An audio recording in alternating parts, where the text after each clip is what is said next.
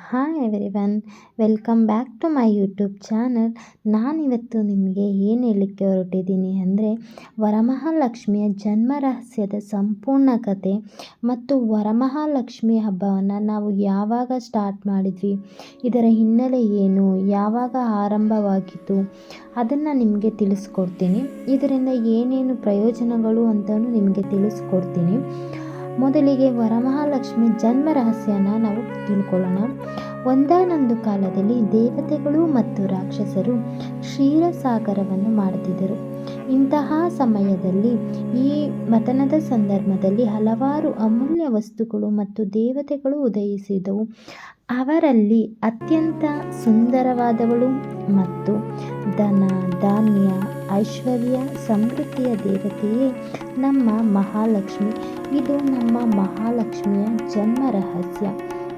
ಇವಾಗ ನಾನು ವರಮಹಾಲಕ್ಷ್ಮಿಯ ಪೂಜೆಯ ಸಂಪೂರ್ಣ ಮಾಹಿತಿಯನ್ನು ಹೇಳ್ಕೊಡ್ತೀನಿ ಮತ್ತು ಅದು ಹೇಗೆ ಆರಂಭವಾಗಿತ್ತು ಅದನ್ನು ತಿಳಿಸ್ಕೊಡ್ತೀನಿ.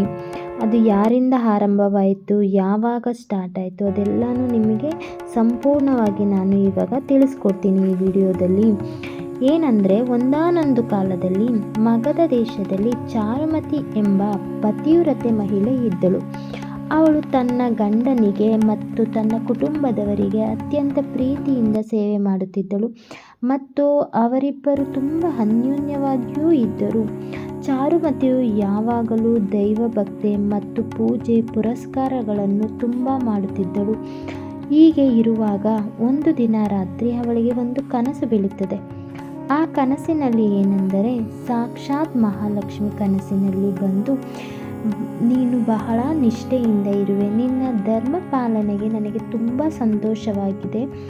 ಆದ್ದರಿಂದ ಶ್ರಾವಣ ಮಾಸದ ಶುಕ್ರವಾರದಂದು ವರಮಹಾಲಕ್ಷ್ಮಿ ರೂಪದಲ್ಲಿ ನಾನು ನಿನ್ನ ಮನೆಗೆ ಬರುತ್ತೇನೆ, ನೀನು ಪೂಜೆ ಮಾಡು ಎಂದು ಕೇಳಿಕೊಳ್ಳುತ್ತಾಳೆ.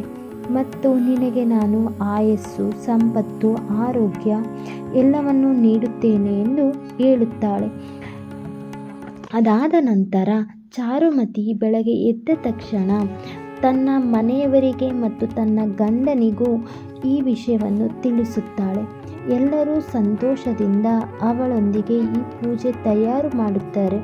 ಯಾಕೆಂದರೆ ಸಾಕ್ಷಾತ್ ದೇವಿಯೇ ಬಂದು ಈ ಥರ ಕೇಳಿಕೊಂಡಾಗ ನಾವು ಮಾಡ್ದಲೇ ಏನು ಮಾಡಬಹುದಲ್ವಾ ಅಂತ ಅವರು ತೀರ್ಮಾನಗೊಂಡು ಈ ಪೂಜೆಗೆ ತಯಾರು ಮಾಡಿಕೊಳ್ಳುತ್ತಾರೆ.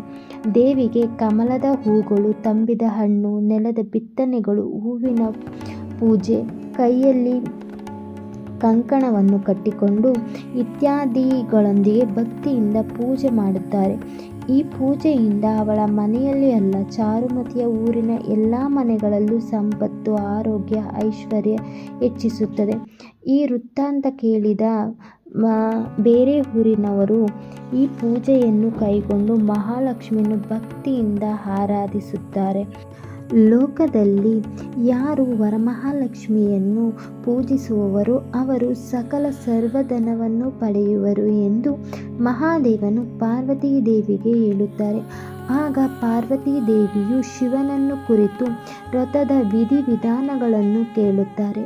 ಆಗ ಮಹಾದೇವನು ಪಾರ್ವತೀ ದೇವಿಗೆ ಹೇಳುತ್ತಾರೆ, ಶ್ರಾವಣ ಮಾಸದ 2ನೇ ಶುಕ್ರವಾರದಂದು ಸ್ತ್ರೀಯರು ಅಥವಾ ಪುರುಷರು ಭಕ್ತಿಯಿಂದ ಸ್ನಾನ ಮಾಡಿ ಶುಭ್ರ ವಸ್ತ್ರಗಳನ್ನು ಧರಿಸಿ ಮನೆಯನ್ನು ಅಲಂಕಾರ ಮಾಡಿ ಒಂದು ಮಂಟಪವನ್ನು ಸಿದ್ಧ ಮಾಡಿ ಅದರ ಮಧ್ಯೆ ಪಂಚವರ್ಣಗಳಿಂದ ಅಷ್ಟದಳ ಪದ್ಮವನ್ನು ರಚಿಸಿ ಅದರ ಮಧ್ಯೆ ಮಾವಿನ ಚಿಗುರುಗಳ ಕಲಸವನ್ನು ಇಟ್ಟು ಪ್ರಾಣ ಪ್ರತಿಷ್ಠಾಪನೆ ಮಾಡಿಸಿ ಶ್ರೀ ವರಮಹಾಲಕ್ಷ್ಮಿಯನ್ನು ಪೂಜಿಸಬೇಕು ಎಂದು ಮಹಾದೇವನು ಪಾರ್ವತೀ ದೇವಿಗೆ ಹೇಳುತ್ತಾರೆ.